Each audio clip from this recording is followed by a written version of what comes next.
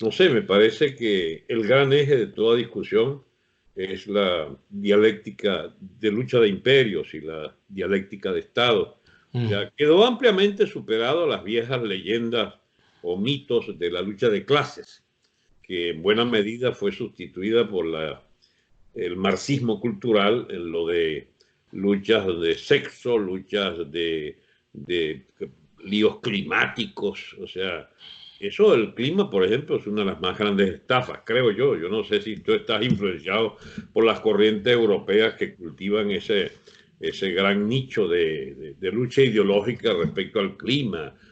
Está plenamente demostrado que hubo siglo XVII, XVIII, XVI, XV, XVI, XVII, hubo un periodo bastante parecido de enfriamiento general del planeta mm. que, que pudiera explicar que hay unos ciclos, no sé, de las manchas solares, del movimiento de traslación dentro de la propia galaxia, del sistema solar, que es generalmente un tema mucho más estudiado de lo que se cree. Un volcán en Islandia hace como, no sé, 20, 30 años, echó a la atmósfera más CO2 que digamos que 20 o 30 años de humo de carros, ¿bien? Y sin embargo no pasó nada.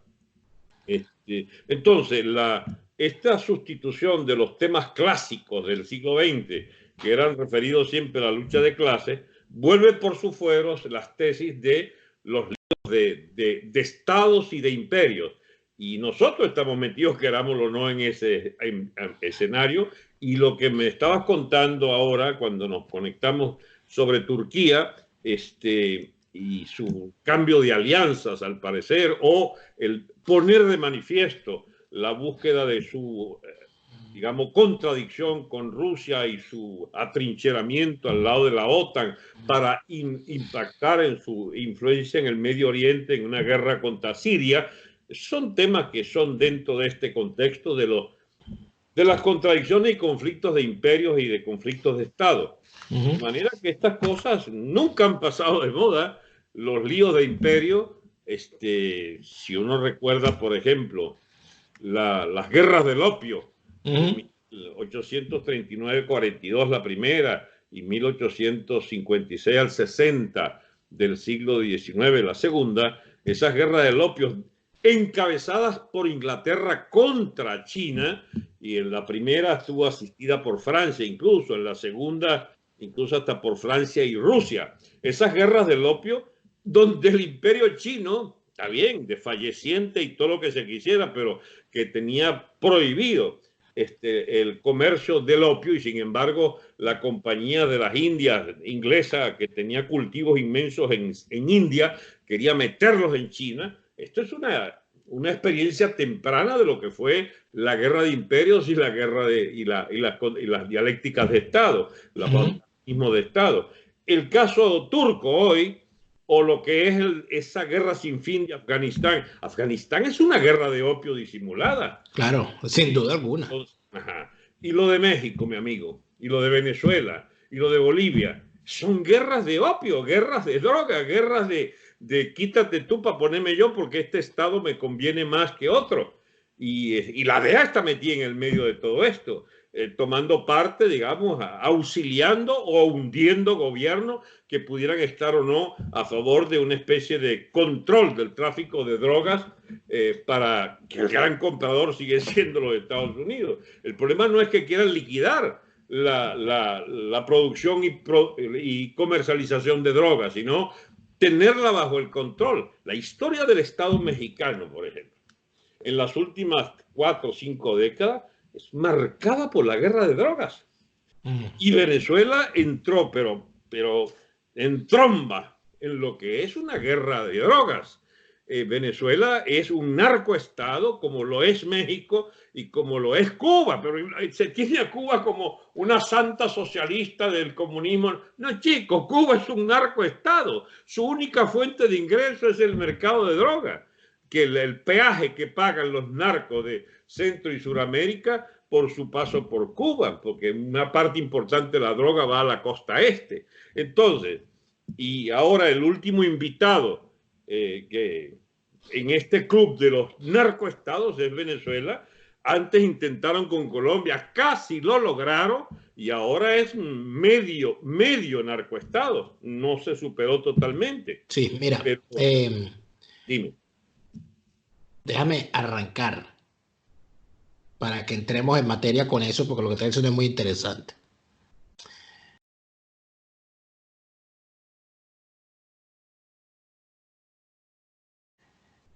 Nosotros empezamos temprano hablando, es decir, este programa de hoy empezó con Alberto dándome una clase previa para que yo entendiera de qué teníamos que hablar hoy. Entonces, yo soy muy bruto, yo necesito que Alberto primero me meta en cintura y me explique cosas del mundo para yo poder. Estoy inspirado porque creía que me estaba grabando.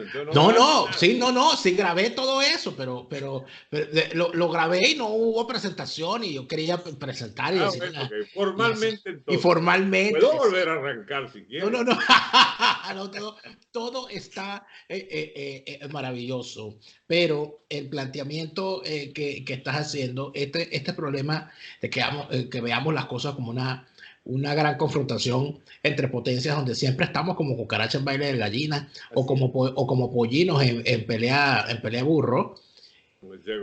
Como decía Gómez, tenemos también otro problema, que es el problema de ser unos microbios felices. Somos unos microbios felices. No tenemos conciencia de ser objeto de observación a través de microscopios. En Venezuela estamos discutiendo por asuntos que no tienen nada que ver con las grandes preocupaciones globales que existen.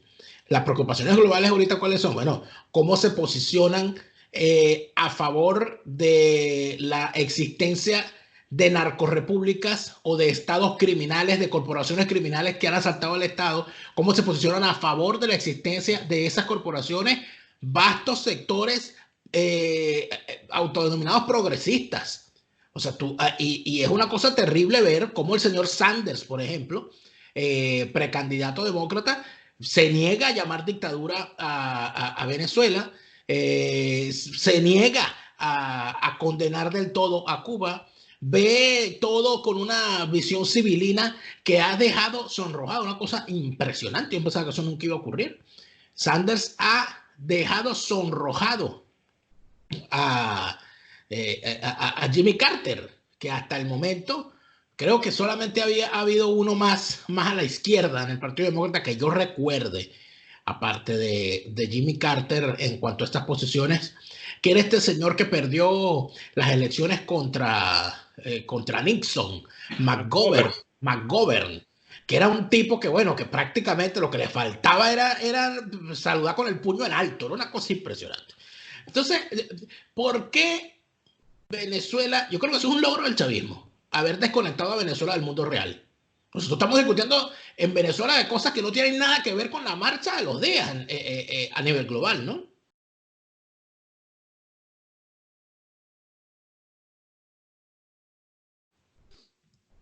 Sí, porque es que las preocupaciones del venezolano común es la sobrevivencia, que es la peor manera de plantearse la discusión política. Pues, ¿tú sobrevives o no sobrevives? Digamos, ¿tienes conducta de sumisión absoluta o de rebeldía ciega e incontrolada? O no estás en nada. Digo, no estás en nada en el sentido de que no estás en la corriente de los hechos. La corriente fundamental que determina la conducta de la clase política en Venezuela es: ¿recibes o no recibes fondos del régimen para tú sobrevivir? Porque las clientelas que dejaron de ser aquella pequeña rapiña de la burocracia de Estado y de poder comer mediante un empleo. Por ejemplo, el empleo ya no es una fuente de ingreso, de sobrevivencia, porque se pulverizó la moneda. Ahora estás directamente, digamos, vinculado al bono. ¿Tienes bono o no tienes bono? Por eso es que el chavista espera, el chavista militante, me refiero, enceguecido, el activista chavista, depende tanto. Un gran acierto del chavismo fue lo de la bancarización de su clientela. Tú tienes tu plata en el Banco Venezuela, ¿entiendes? Allí en el Banco Ande, como era antes, lo que sea, o en los bancos que haya. Tú tienes tu cuenta allí y entonces se te da un bono, dice Maduro. Tienes otro bono. Es decir, tienes derecho a comer en la próxima quincena o el próximo mes, que es para lo que alcanza, ni siquiera para un mes, eso no debe alcanzar a veces para una semana, de acuerdo al ritmo de inflación, los tales bonos. Eso. 14 millones de bonos de 600 bolívares. Establecido 10 millones de bonos. Un bono navideño especial. Entonces, la conducta habitual del militante de la oposición, que se llena la boca con algún discurso conveniente contra el gobierno, a fondo contra el gobierno, es recibir también de alguna manera su mesada del Estado narcotraficante venezolano. Y allí mantienen entonces a todos estos paniaguados, todos traficantes de esa conducta inmoral de recibir fondos del gobierno, y que es lo que alimenta entonces la tal MUD, la tal mesita, todas esas propuestas electoreras. Hay más de un pendejo que cree en esa vaina de verdad, sin ser un agente directo del gobierno. No me han acusado ahora de que no, hay gente honorable defendiendo una política. Bueno, son imbéciles. O sea, ahí entonces, dividamos la oposición por lo menos en tres categorías. Los que no nos tragamos nada de eso, los que se la tragan porque son recipientarios recipientarios de una ayuda permanente y a veces importantísima del mecenas gubernamental, y entonces una caterva de tontos, de imbéciles que pudieran existir también, que sí existe, de ingenuos pero de siete suelas, de caídos de la mata, que creen todavía ¿tú de verdad que esa vaina se da. ¿Tú crees que esa categoría es real, Alberto? Porque fíjate tú una cosa. Porque yo conozco gente que siempre la tuve por honorable y sigue marchando en la estupidez de que hay solución pacífica y electoral. Pero fíjate, es una corriente real, Daniel. Claro, el pacifismo es una corriente real, pero respetable. En Venezuela no hay un pacifismo, porque cuando estamos hablando, no, porque es que hay gente que, yo estoy completamente seguro de que hay gente que es estúpida gratis. No necesita que le paguen. Esa es una mejor definición. Hay gente que no necesita que le paguen por su estupidez, pero hay gente que dentro de esa estupidez gratuita con la cual vive, no entiende que haberse hecho millonario, multimillonario, trillonario, gracias a los negocios que caían desde el Estado criminal chavista, es ser parte de ese sistema. ¿Y por qué eso es importante? Porque hay unos estúpidos asalariados y unos estúpidos gratuitos que creen que recibir dinero para sus actividades de empresarios manchados con el dinero del Estado criminal es lícito y que no los compromete, y que ese boliburgués o ese bolichico que le paga o que le pone camionetas blindadas, o que le paga los viajes, o que le paga los viáticos o las actividades de sus partidos, lo está haciendo porque es un Robin Hood, porque es una persona de corazón noble que en realidad lo mueven las más transparentes intenciones para el futuro. Pero eso es ser un estúpido. O sea, el que le recibe real a un bolichico tiene que estar perfectamente al tanto que ese bolichico no quiere que caiga el régimen. Sí, pero ahí hay Dani, el problema es que es lo difícil, que es separar el imbécil completo del medio imbécil, medio vivo, del vivo, del vivísimo. O sea, es una gradación imposible. Por ejemplo, si Guaidó cree que recibiendo fondos de Alejandro Betancourt, él se la está comiendo porque ese es un honesto bolichico, bueno, chico, ese tipo merece ese que lo trate a alguien, no sé, un amigo, para no decir un psiquiatra, de que está, pero absolutamente meando fuera del perol hace rato. Ahora, fíjate que caemos ahí y es importante. Más allá de lo que crea Guaidó, yo creo que trascender a Guaidó es como cuando los muchachos ahora, cuando terminan con su pareja y eso, y andan, como decían antes, enguayabado, o como se decía después, despechado, siempre tiene un amigo que le dice, pana, pero déjala ir, o sea, olvídate de esas cosas. Hay que dejar ir a Guaidó. Bueno, no le haga fuerza. Eso, hay que dejar de hacerle fuerza a Guaidó, hay que dejarlo ir. Yo me preocupo más por una situación de la cual me di cuenta hoy, por cierto, hablando con el buen amigo de conversación informal, y no es una infidencia. con el buen amigo, el vicealmirante Carratú Molina. Qué bien. Porque resulta ser que cada vez que hay gente como Carratú que empieza a hablar del pasado para decir lo que vieron, a quiénes vieron y qué estaban haciendo cuando los vieron, aparecen los aludidos a pegar gritos, a decir, ¿qué haces tú hablando de eso? Deja el pasado en el pasado. No, ¿por qué tú andas diciendo eso? Etcétera. Y resulta ser que cuando se les pone el microscopio, te encuentras a bacterias que ya son resistentes al antibiótico, porque tienen ahí metidos en ese organismo, bueno, desde los tiempos inmemoriales, corruptos que fueron conocidos como apóstoles, que luego se convirtieron en boliburgueses, pasando por hoy cobrando más de 200. Por ejemplo, ¿por qué hay esta sorpresa, Alberto, en que hayan unos corruptos apellidos Oberto, que son los que hicieron famoso esta semana, ¿no? Oye, ¿cómo es posible? ¿Cómo es posible que haya pasado tanto tiempo para que el país entendiera la dimensión del negocio en el que estaban metidos los hijos de Henry Ramos Alú? Pues a un paréntesis. Adelante. Los Obertos, con un entramado de más de 5.000 millones de dólares de estafa, con una transformista de voluntad popular en su directiva de la oficina esa que manejan, y que al parecer es el escándalo financiero, la estafa más grande visible en materia de lavado, de blanqueo de capitales procedente de la corrupción. En todo Eso está en caso, la prensa norteamericana ahora. bueno, el asunto es el siguiente.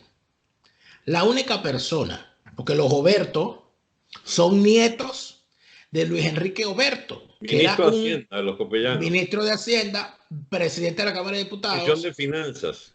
Comisión de Finanzas, honorable ciudadano del viejo Copey. Así era. Un cardenal. Yo creí en la honestidad de Luis Enrique Oberto. Bueno, pero la única persona que se ha atrevido a decir que el señor Luis Enrique Oberto no era todo lo transparente que podía ser ha sido Miguel Rodríguez, en los famosos audios que ha dado a conocer durante los últimos tiempos, hablando de cómo los grandes frenos para las reformas que decía Carlos Andrés Pérez provenían de los grupos económicos vinculados familiarmente con Henry Ramos Alú en AD y Luis Enrique Oberto en Copey. Así es. Porque había dos personajes siniestros, Henry Ramos Ayub y Luis Enrique Oberto de Copey, ¿ok? Que exigían que para que se aprobaran esa ley de crédito público tenían que estar incluidos los contratos de Franco D'Agostino en la vueltosa Uribante Caparo y los contratos del hermano de Oberto del Centro de Ejecución de las Obras del Centro Simón Bolívar en el centro de Caracas. Y eso es verdad histórica, lo de Rodríguez, ¿eh? Entonces, si eso es así, ¿por qué nosotros nos tenemos que sorprender hoy de que haya unos nietos de Luis Enrique Oberto y unos hijos de Henry Ramos Alú y nietos de Franco D'Agostino metidos en negocios con el chavismo? O sea, ¿por qué bacterias hijas y bacterias nietas? Claro, o sea, ¿por qué estas tenias que están en el intestino de la República son tan ignoradas por nosotros? ¿Por qué nos tienes que sorprender? Si pareciera que la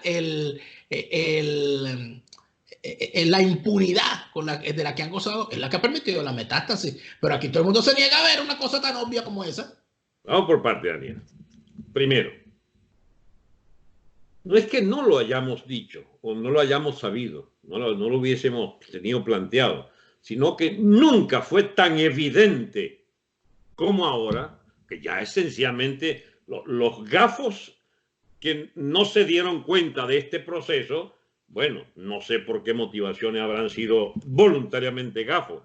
Lo trágico es que sigan siendo gafos para no darse cuenta cuando las pruebas saltan a la vista ahora. Y lo de la fuente es muy importante. Yo tuve una suerte inmensa, tengo la suerte inmensa de ser amigo del almirante Mario Iván Carratú. E incluso nos tocó en este exilio, caramba, ya penoso de 6 años, convivir bajo el mismo techo durante 2 años, que pagábamos a duras penas, digamos, completando uno con otro lo que conseguíamos para completar la renta. Bien, el almirante Caratú, yo le he oído, yo sé si 1000 horas hombre, 2000 horas hombre, en ese diseño que él tiene de la historia venezolana, y nada de lo que diga hoy sobre lo que Caratú ha contado me es totalmente ajeno en lo de mi propia memoria, que en buena medida le debo a Caratú un conocimiento pleno, porque a diferencia de otros testigos, Caratú fue testigo presencial en el pleno Palacio Miraflores y en la cercanía del presidente Pérez, y además, sin ser ingenuo para nada, vio desfilar frente a él, chicos, toda la mugre de la agonía de la Cuarta República. Eso es un hecho. De manera que recomendamos, me imagino que tú también, todo lo que signifique esta rememoración que hace Caratú de ese periodo histórico. Ahora, eso, cuando caemos en eso, el mundo ha avanzado a una velocidad. Pero vuelvo y te reitero mi planteamiento. El gran logro del chavismo ha sido desconectar a Venezuela del mundo real. Bueno, sus élites, por lo menos sí. Porque la gente tiene derecho a verse ilusionado con su piazo loco ese Chávez. Al fin y al cabo, Daniel, la verdad histórica por delante. Hubo un aumento sensible del consumo de bienes materiales, sobre todo comida, incluso insumos de equipamiento de hogar, en los mejores años ya de la bonanza, ultra bonanza petrolera, donde Chávez cogía 1.000 millones para las hijas y repartía, chicos, la mitad de esos 1.000 millones en 10, 20, 30 millones venezolanos. Entonces, no es ningún mérito eso de haber repartido parte de lo que era evidente que sobraba en las arcas del Estado.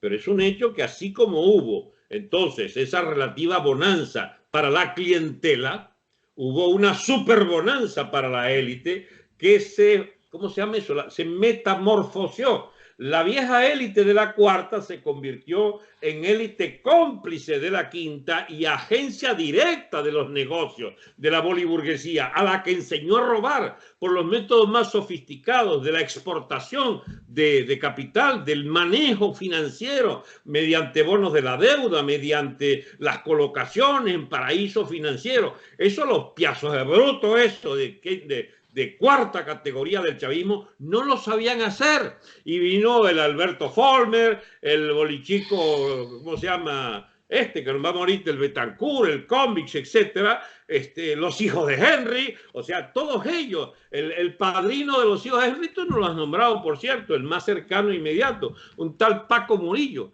que traicionó a Roberti. A Ruperti. Traicionó a su patrón Ruperti, que bueno, lo traicionó para cogerle una tajada, y montó entonces, había en PDVSA la mafia Ruperti y la mafia Murillo, y los hijos de Henry trabajan con él, porque hay que seguir la pista de dónde viene el nexo fundamental de cada uno de estos grandes privilegiados. Mira, y hay una cosa muy importante que tú has dicho, es que muchos ricos que se hicieron muchísimo más ricos durante el chavismo, y conozco muchos casos, Daniel, de gente que nunca percibió lo cerca que estaba su abundancia de riqueza con el ser de hecho un beneficiario del régimen directo. Muchos de estos burgueses que sobrevivieron, capitalistas que tuvieron el tino de hacer el buen negocio, son gente que a veces cree que no tuvo nada que ver con el chavismo, su complicidad abyecta con el régimen. Y sí son cómplices, igual que el malandraje, claro. Puedes atribuirle alguna ingenuidad, pero es una ingenuidad, digamos, calculada. El cinismo es lo que abunda, chicos, en la clase propietaria de Venezuela, porque no es verdad que sean inocentes completamente si vienen de los privilegios de la cuarta y siguieron con los privilegios de la quinta. Y ese nexo histórico es el que hay que definitivamente descubrir, ¿verdad? Y no hay manera de entenderlo sino a partir de la transformación lenta de la economía venezolana, de una economía ¿cómo se llama eso? De antagonismos impresionantes en la distribución del ingreso petrolero a una economía que necesitó la droga como fuente ilícita de financiamiento de las propias clientelas y de la propia burguesía. ¿Tú no te acuerdas la discusión sobre que Pedro Tinoco y Cisneros eran depositarios de grandes fortunas del narcotráfico allá tempranamente, a finales de los años 80? ¡80!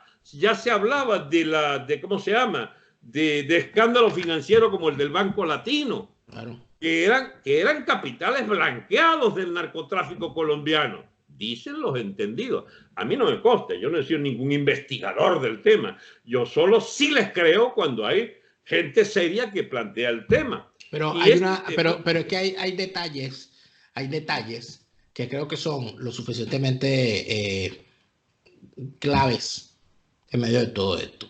Por ejemplo, yo lo decía, esto levanta, yo sé que levanta, sí, se puede hablar de un narcogobierno o se puede hablar de un narcoestado sin presumir que para que exista un narcoestado debe haber un narcogobierno y una narcooposición. Puede hablarse de un narcoestado sin entender que si existe ese narcoestado, existe un sistema narcofinanciero para permitir la viabilidad, porque es imposible que un sistema financiero pueda ocurrir o pueda trabajar en medio de un narcoestado sin contaminarse. Pero además de eso, otra cosa, que ha sido una de las grandes rémoras de nuestra vida como república, tanto de Venezuela como Colombia, es ignorar que somos un condominio, donde es imposible que lo que pasa en Colombia no repercute en Venezuela y viceversa.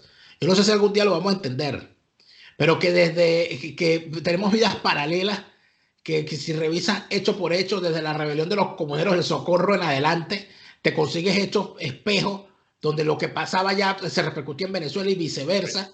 La independencia. No, todo, Alberto, desde la propia colonización. Una cosa es que no se explica parte del virreinato de Nueva Granada, por favor. Es que no se explica una cosa sin la otra. No se explica Colombia sin Venezuela ni Venezuela sin Colombia.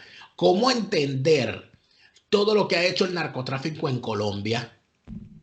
Todo lo que ha hecho el narcotráfico en Colombia sin sus repercusiones en Venezuela.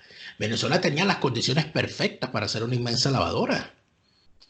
Tenía una economía dependiente del petróleo, un sistema bancario que pasaba como honorable porque había muchísimo dinero. Y no por azar terminó PDVSA en el centro, en el mero eje del Estado narcotraficante venezolano.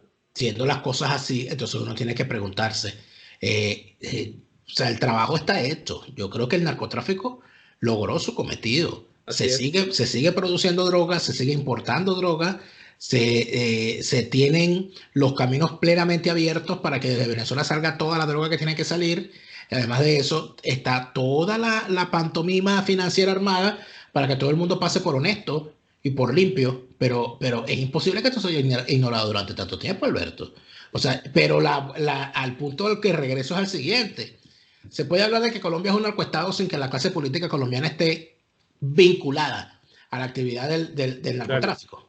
Pero fíjate tú, eso nos lleva a la discusión que no es histórica, general, ni mucho menos, sino a los antecedentes de esta situación actual. En Colombia se hizo un serio esfuerzo para derrotar a los carteles. Y fueron, digamos, liquidados durante... Mira, yo no es que crea ahora a pie juntilla en todo lo que se plantea en esa serie sobre narcotraficantes, pero es un hecho que Pablo Escobar, chico, no está vivo. No está vivo, lo cepillaron. Eso no es garantía suficiente para creer que se acabó el cartel de Medellín, pero es un hecho que sufrió una seria mutación de aquel protagonismo gigantesco del cartel de Cal. Los hermanos Rodríguez Orejuela, chicos, pagaron, ya creo que se están muriendo, se murieron con penas de 30 años en los Estados Unidos, traídos, chicos, por la DEA de los Estados Unidos, mediante pactos con el gobierno posterior, no sé si fue Virgilio Barco, no sé quién, el posterior a Samper, demostrado parte integrante de los carteles colombianos. qué casualidad, es el primer gran amigo que consigue Chávez en Colombia y lo pone a la cabeza de UNASUR. Y Maduro hereda esa gran amistad, pues. Es más, qué casualidad, Gaviria, el de una conducta bastante equívoca, es el primer abogado de Chávez con el bandido de Carter en aquella mesa de negociación y diálogo del 2003. Mira, demasiados temas se nos van a golpar, Daniel, porque es que de verdad la evolución de este tema del narcotráfico en América Latina se acaba de llevar en los cachos, por ejemplo, a Evo, que era ya la gran plataforma de exportación de pasta de coca legalizada. Y la gran diferencia con el que no es un narcoestado es, ¿cómo se llama? Las Fuerzas Armadas. Tú ves el estado de las Fuerzas Armadas y Policiales mexicanas y eso está minado de corrupción del narcotráfico. Casi irremediablemente. Casi irremediablemente. Por eso, Daniel, ¿qué podemos nosotros esperar del cartel de los soles y de las Fuerzas Armadas de Padrino, sino otra cosa que una agencia ejecutora directa de los intereses más siniestros de los carteles de la droga?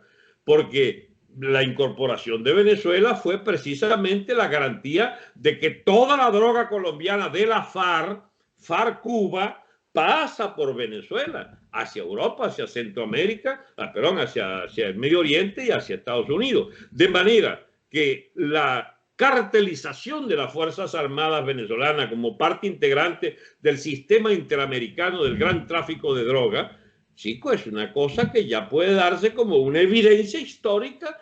Para los que quieran reconstruir Venezuela, tienen que extirpar todas las Fuerzas Armadas de Venezuela y construir unas nuevas Fuerzas Armadas. No hay manera. Podremos encontrar unos que otros segmentos de oficiales que resistieron la gangrena del narcotráfico en las Fuerzas Armadas y policiales.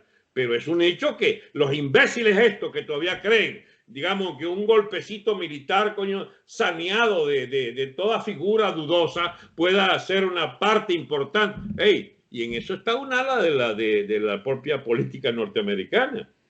Dani, esto es imposible hablar de esto sin hablar también de la política exterior americana. Pero es que fíjate que estamos entrando en un terreno donde de alguna manera, bueno, casi que la historia del mundo. Nosotros tenemos un grave problema. ¿Por qué crees tú que yo no sé si quedó grabada la primera parte que te hablé de las guerras del opio? Porque, no, sí quedó grabada. Hablamos de las guerras del opio. Era el opio de 1839. Ya hablando, la política imperial del Imperio Británico, de su majestad británica, era a través del opio, de la exportación del opio, obligar a los chinos a consumir opio porque le convenía exportarlo. Fíjate tú algo, Alberto. El gran fracaso de la política exterior de los Estados Unidos en los últimos 50 años ha sido la guerra contra las drogas. La guerra contra las drogas ha sido más equífera, como diría mi mamá, que la guerra que la guerra contra el terrorismo. Eso de que, por ejemplo, ¿no? Para hacer una alegoría, para combatir o para ayudar a la derrota de los soviéticos en Afganistán, la CIA arma a unas guerrillas que se conocían como mujahidines e inclusive los romantizó. La maquinaria de propaganda de los Estados Unidos romantizó a los mujahidines como unos pobres campesinos alzados en armas para expulsar al enemigo comunista. Los llamados talibanes, ¿no? Claro, pero es que los mujahidines y toda aquella cosa lo metieron los pusieron a pelear con Rambo en la película, acuérdate. Que hicieron una película, creo que fue Rambo 3, donde el Rambo 3 estaba en Afganistán con los mujahidines. Esos mujahidines luego se convierten en el grupo talibán y son los que tumban la Torre Gemela. Luego, para combatir a los talibanes, entonces crean ISIS. Mira por dónde va esto, ¿no? Y así. Haz un paréntesis, por favor. ISIS, que lo quiere liquidar Putin, que ha tenido como agente comercial al gobierno turco, que se convirtió en un peligro para los sirios, y Siria entró en guerra directa contra los ISIS, ayudados por ¿cómo se llama? Por Putin. Pero cosa curiosa, son sunnis, es decir, claro, protegidos de Qatar y de Arabia Saudita. ¿Pero quién entiende esta vaina? Bueno. Principales aliados de Estados Unidos en el Medio Oriente. Podría explicarse de muchas maneras, pero fíjate,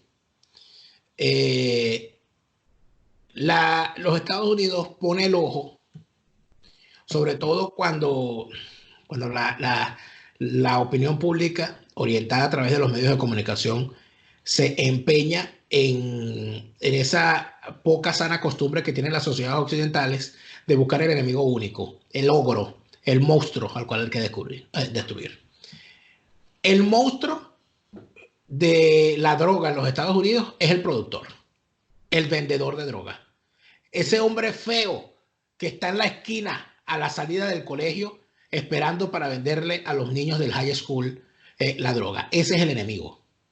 El enemigo, y por eso es que la campaña era just say no. O sea, que diles que no al que te ofrezca droga, porque el enemigo es ese. El enemigo es el vendedor. Por lo tanto, el enemigo es el productor.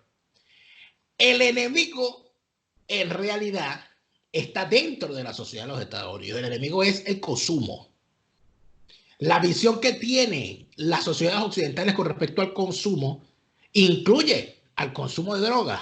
Hay un documental muy bueno que se llama... el documental se llama Bigger, Stronger and Faster, que vendría siendo algo así como más grande, más fuerte y más rápido, que es un documental sobre el consumo de esteroides en la sociedad de los Estados Unidos con motivos deportivos, y lo hace un muchacho que ha hecho lucha libre, su hermano está en la lucha libre, y cuenta cómo está en la sociedad de los Estados Unidos el tema del consumo de esteroides. Es un extraordinario documental para entender eso. Pero ¿a dónde quiero yo llegar? El gran enemigo a mediados de los 70 era México, los carteles mexicanos, el Señor de los Cielos, la marihuana llegando en vuelos desde México hasta California en aquellos años de la vida hippie y toda aquella cosa.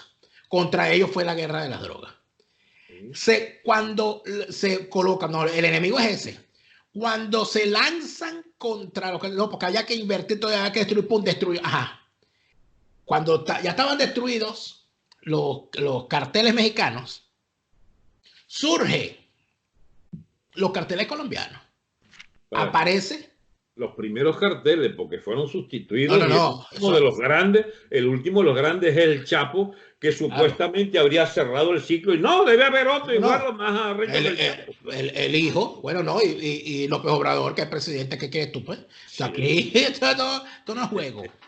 Pero no se explica esto sin la complicidad total de la clase política colombiana. Es imposible, pero cuando termina esa fase, a finales de los 70, a principios de los 80 surge el tema de los carteles colombianos, donde fundamentalmente, y esto es importante, recuerda que se utilizaba un término para hablar de Pablo Escobar, un término técnico, que por cierto se toma para sí Ibsen Martínez cuando crea la novela Por estas calles, para crear el personaje que era el capo, que se decía que era el narco subregional andino.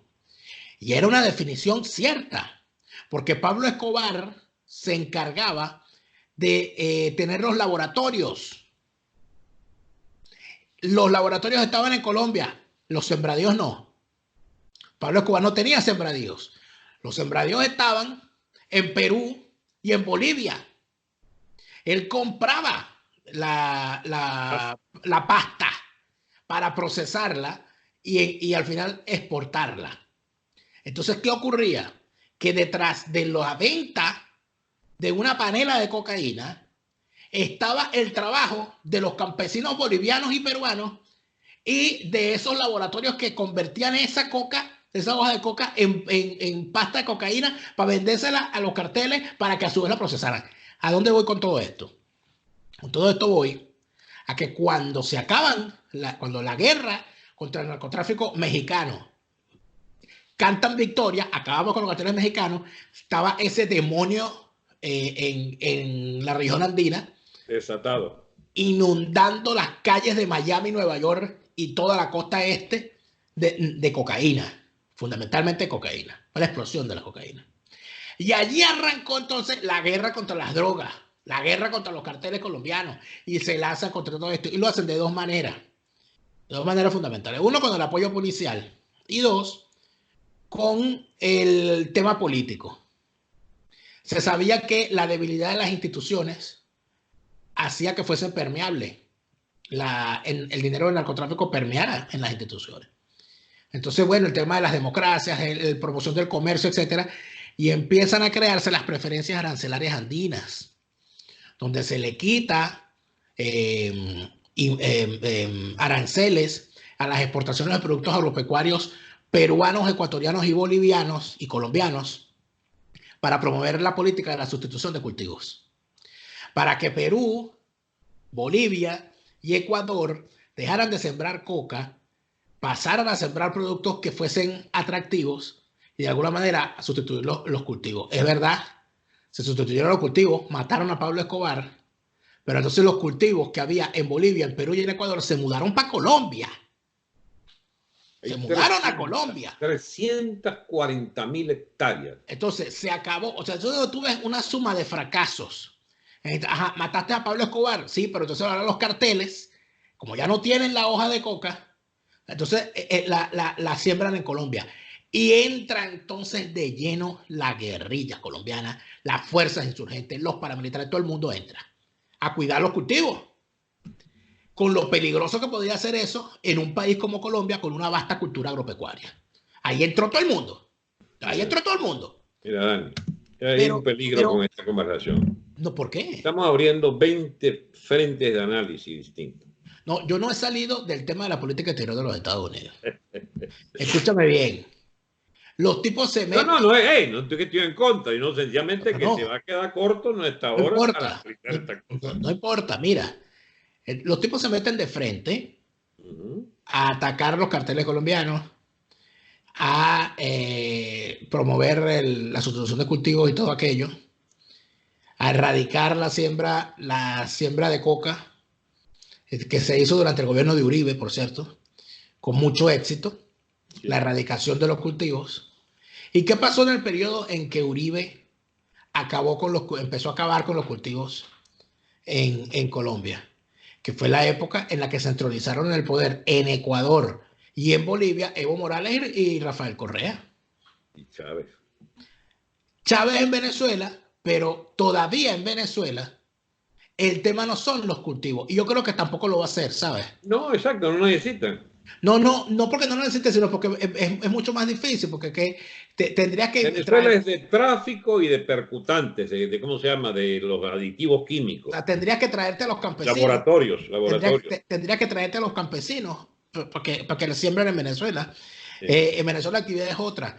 Pero vuelvo al gran punto. El problema aquí, ¿cuál es? ¿El problema es la producción o el problema es el consumo? Yo creo que el problema sigue siendo el consumo. Ok, estamos claros. Ahora, de que es un tema de primerísima importancia en la política regional, eso es indudable. Mira, no hay M19 sin el gran boom de la droga, al lado del M19, que terminó en aquel espectáculo de volar, ¿cómo se llama? El Palacio de Justicia. Eso es parte de la historia colombiana, pero, ajá, y Petro no queda todavía de ese M19 residual, y Cuba como... Y no llega a la parte del esquema M19, droga, etcétera, etcétera. Uribe se va lamentando que no hizo la guerra con Chávez, porque Chávez había logrado, a Uribe se le mandaron, me consta, se le mandaron, chicos, como la ubicación, ¿cómo se llama? Con las vainas esas. Las coordenadas. Las coordenadas de GPS de todos los grandes laboratorios de frontera. Bueno, todo esto para, digamos, sacarle una sola puntita a todo este tema. La guerra de frontera colombo-venezolana es un hecho, Dani. Esa es una zona ahora como lo era el norte de México en los años 90. se convirtió nuestra frontera en una guerra de ELN, los rastrojos por otro lado, las Fuerzas Armadas Hibernal de parte del chavismo, etcétera, y las fuerzas regulares de Colombia que logró rescatar del pernicioso control del narcotráfico. Eso es una frontera definitivamente casi borrada a efectos de lo que es Estado fallido venezolano, donde todavía Colombia conserva un control, pero lo conserva, chicos, penosamente, porque el ELN, agencia castrista directa, sucesora de la FARC en materia del tráfico de drogas, necesitan esa frontera para el paso de la droga hacia los puertos del Caribe de Venezuela y para el Orinoco, etcétera, salida del Orinoco hacia el Atlántico, y sobre todo la producción utilizando todo lo que son los percutores químicos que le vienen de la petroquímica de Morón. No por azar, la FARC tenía una de sus principales baluartes de ubicación de su fuerza en Puerto Cabello, Morón, para los efectos de la exportación incluso, porque Venezuela exporta desde barco, chico.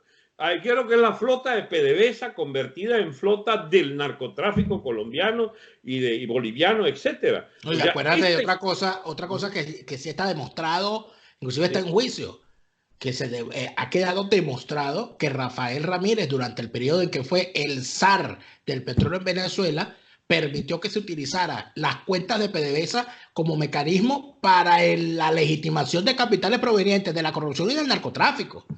Lo que ya te dice muchísimo. Y Chávez. Chávez era el jefe.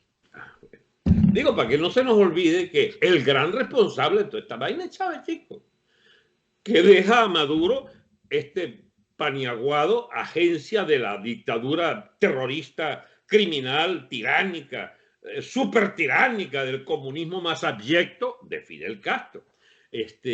Con relaciones muy estrechas ahora también con Corea del Norte. Hay una trama rara. Los chinos, ¿qué papel juegan en todo esto, Daniel, para meterle un añadido más a este asunto? Los chinos no están en ese pedo de la droga. No, pero fíjate tú que, bueno, la legitimación del capital siempre va a ser una cosa importante. La utilización igual que el tema de los rusos, recuérdalo, las organizaciones criminales rusas y las necesidades, además, las grandes necesidades que tienen estos países que están metidos en grandes conflictos armados, entiéndase Rusia, entiéndase Turquía, entiéndase Irán. Hay que surtir de armas.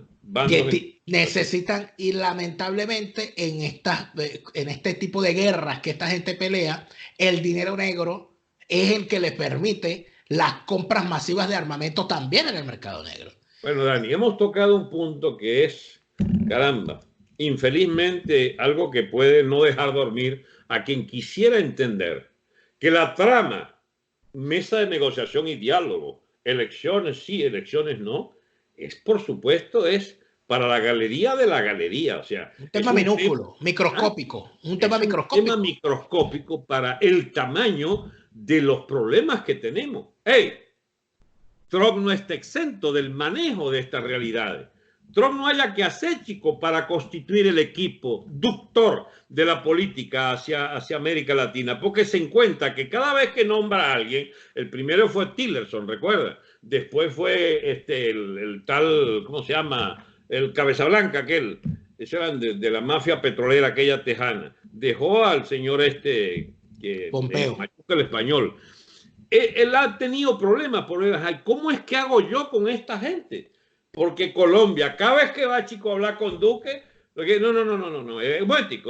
intervención, no, Grupo de Lima. El Grupo de Lima es un patio de gallinas, chico, porque tienen esas realidades internas de los estados semicontrolados por grandes finanzas ilegales, que son los que respetan normas de esa convivencia con las mafias internacionales, que también quieren una cierta protección moscovita en la cuestión de las armas, del equipamiento militar, puesto que Estados Unidos les ha negado, y son las herencias sobre todo. Ecuador hereda a Correa, chico. Bolivia ahora está heredando a Evo. Perú está heredando nada más y nada menos que toda la complicidad de la clase política peruana. No por azar el Grupo de Lima se crea allí. Y ahora está rebrotando en Perú una complicidad abierta con la línea más gallina. el propio, ¿cómo se llama? El canciller peruano, mejor dicho, el representante ante la OEA por Perú, que aspira a la Secretaría General de la OEA, aspiran cepillarse al Magro porque no es de fiar, porque es un tipo beligerante contra la dictadura venezolana. Y estos canallines peruanos querrán, me imagino, entenderse con quién.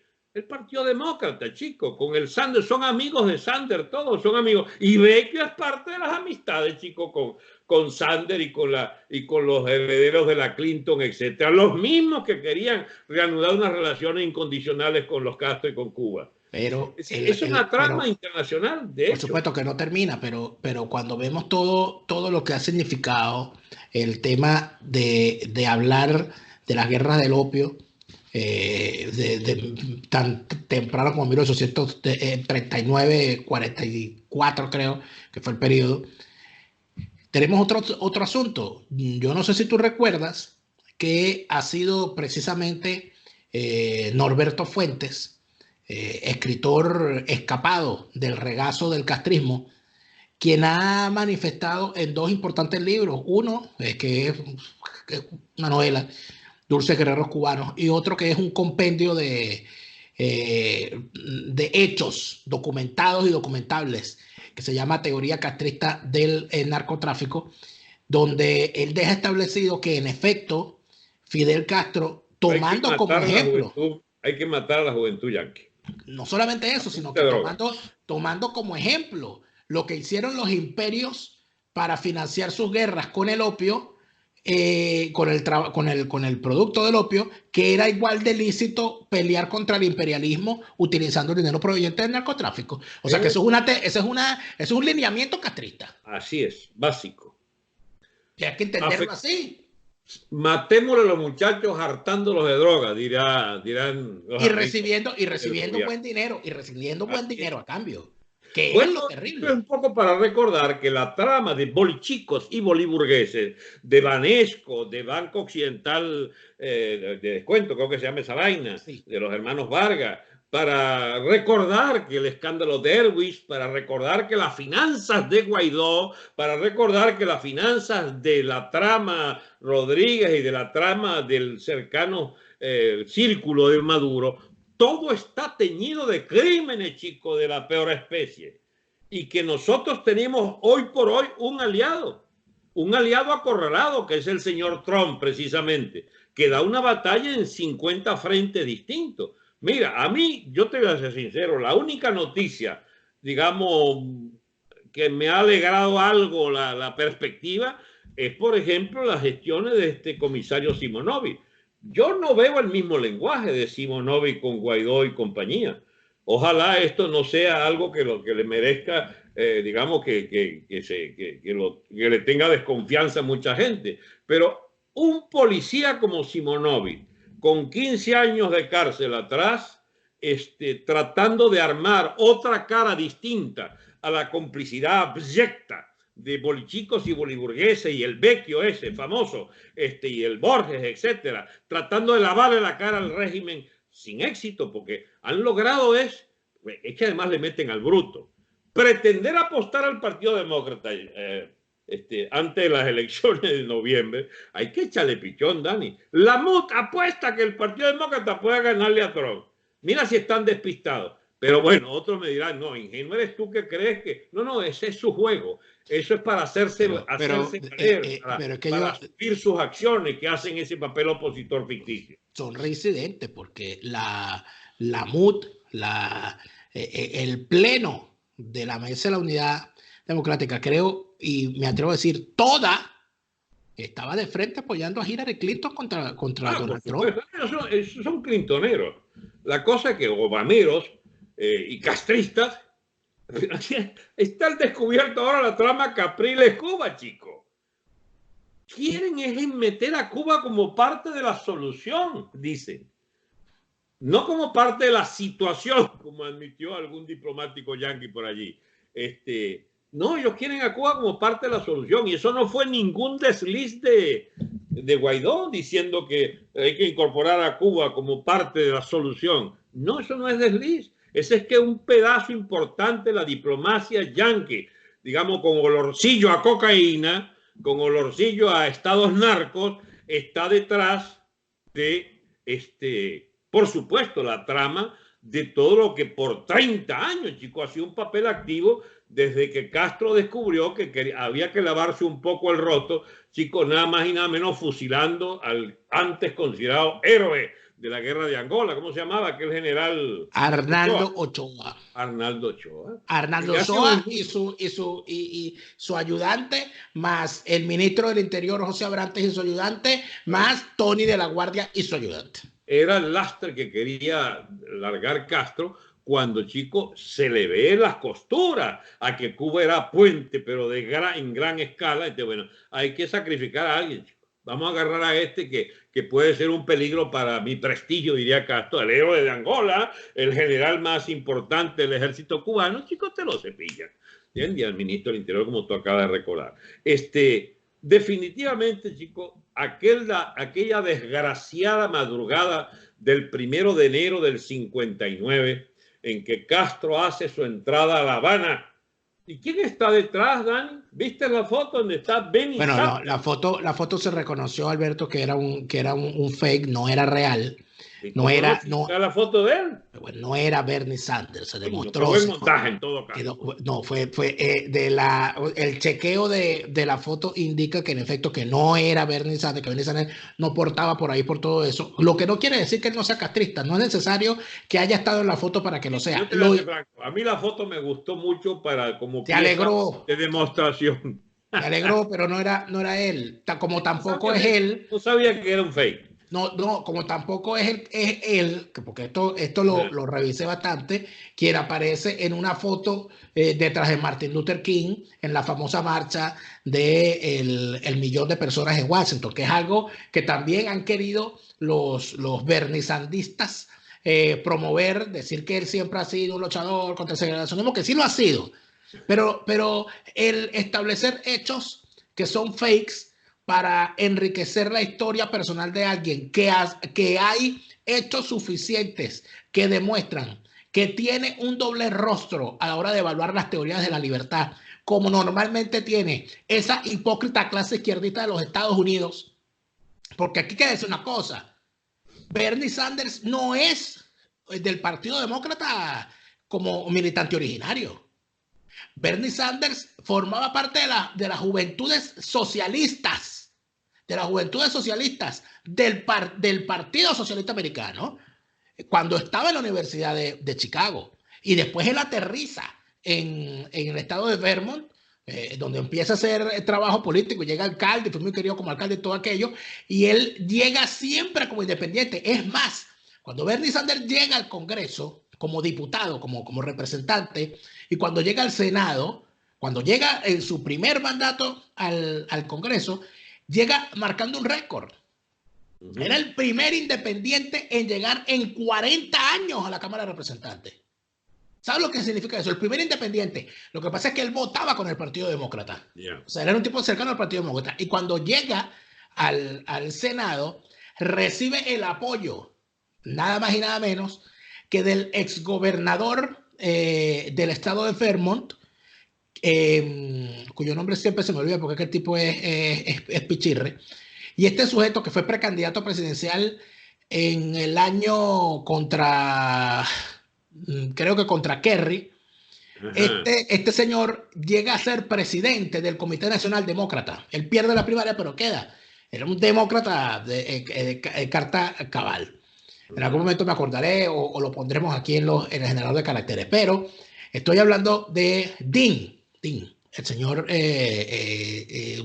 sí, Dean es su apellido. Este sujeto que había sido gobernador del estado de Vermont y que era presidente del Comité Nacional Demócrata, le dio el apoyo a Bernie Sanders para que ocupara una banca en el Senado en el año 2006, diciendo que había sido como representante independiente el más fiel de los demócratas, que por lo tanto había que confiar en él. Ellos son los que fichan a este tipo y quien sale a hacer campaña primero por él es Obama. Entonces, ya con esa biografía y con las cosas que dice y con las cosas que además de eso demuestra, queda claro que el señor Bernie Sanders es una cosa peligrosísima. Es una especie de Donald Trump, pero para el otro lado. Ok. O sea, es un outsider de izquierda. A mí me gusta agarrar goteras. Pero un tal Leopoldito Martínez. Ay, bendito Cristo, Lecumberri.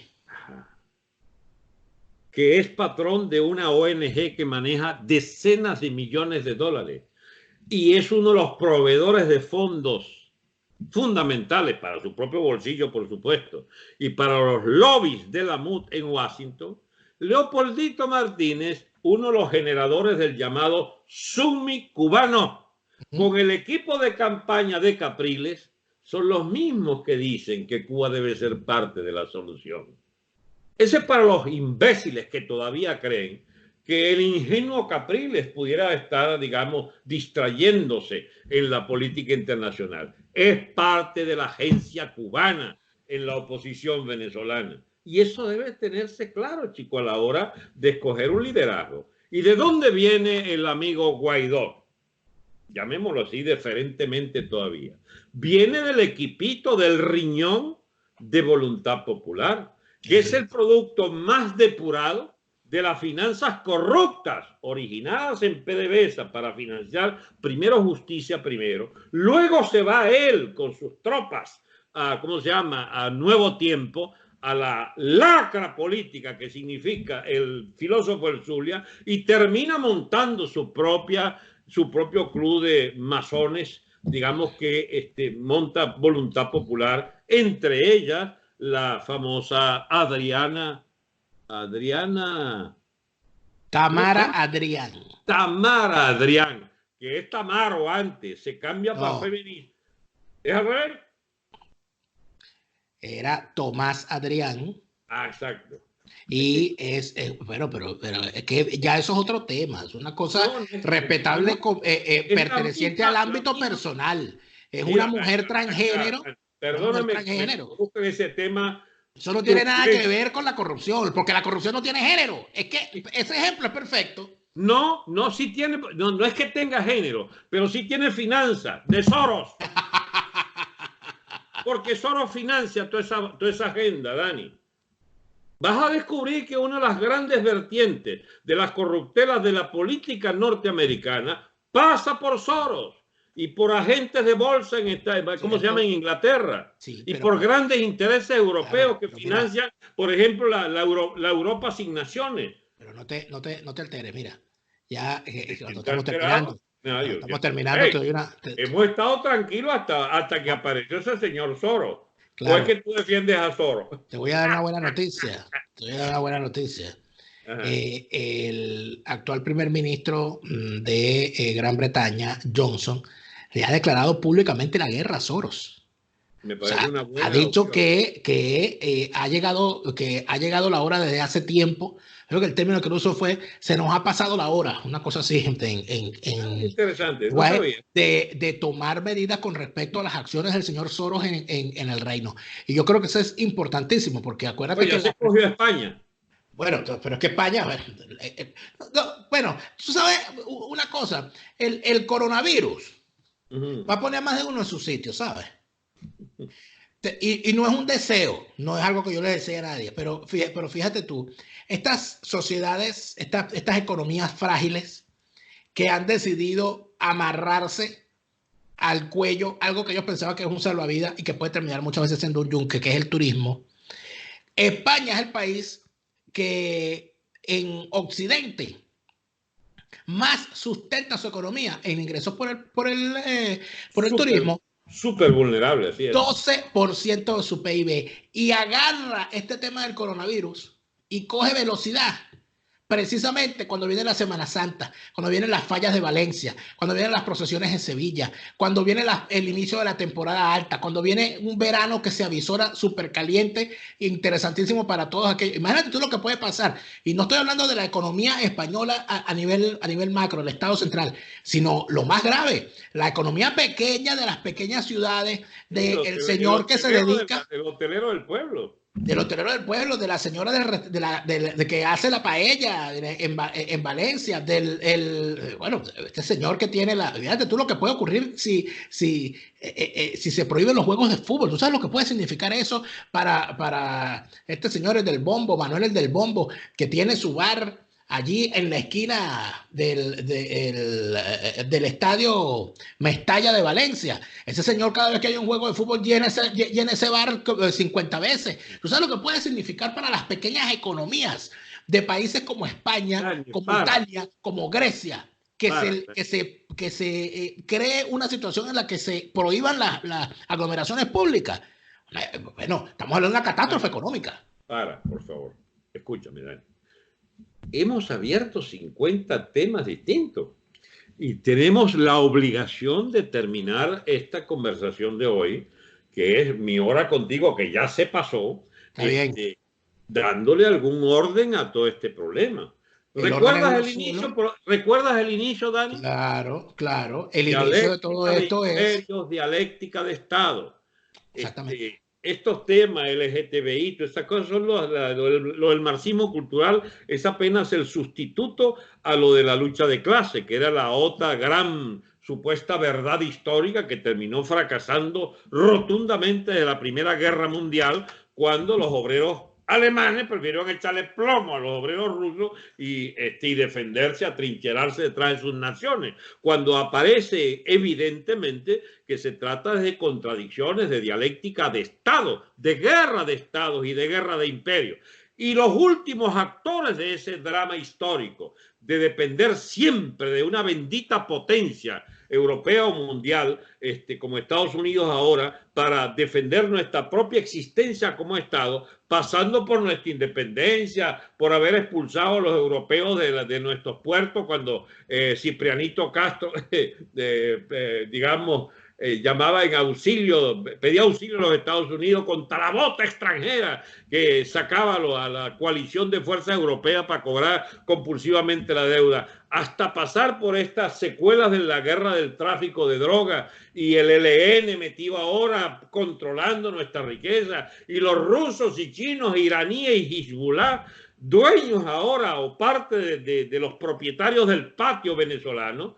La dialéctica de imperios o la entendemos o no entenderemos nada, o la dialéctica de estados y la eventualidad de guerras incluso desde nuestro propio suelo, que ya empezó en la frontera en Venezuela, porque hay distintos tipos de guerra. Eso puede ser una guerra, digamos, que dure ahí 2, 3, 4, 10 años, donde para extirpar esos temas de los focos de infección, digamos, desarrollados, purulentos de la guerra del narcotráfico, no sé cuánto vaya a tardar, pero sin la reconstrucción del Estado venezolano. O sea, el Estado venezolano se perdió, chicos, en medio de esta trifulca mundial, y quedamos en manos de agencias de segundo orden de China y de Rusia y de Irán.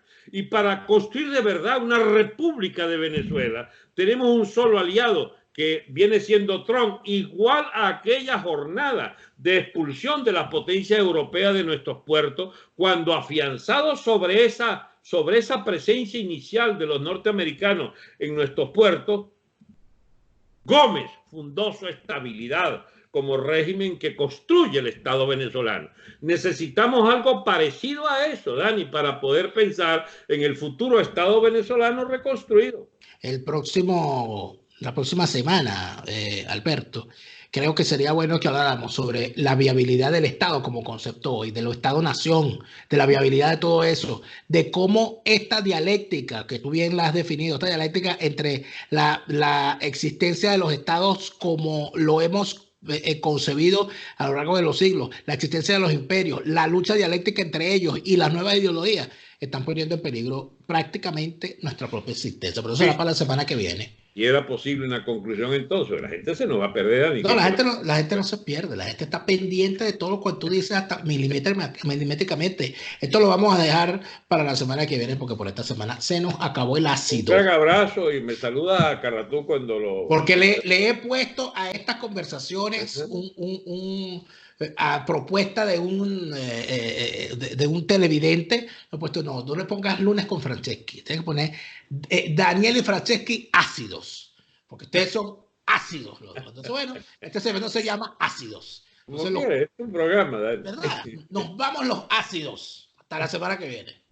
Chao, pues. Un abrazo.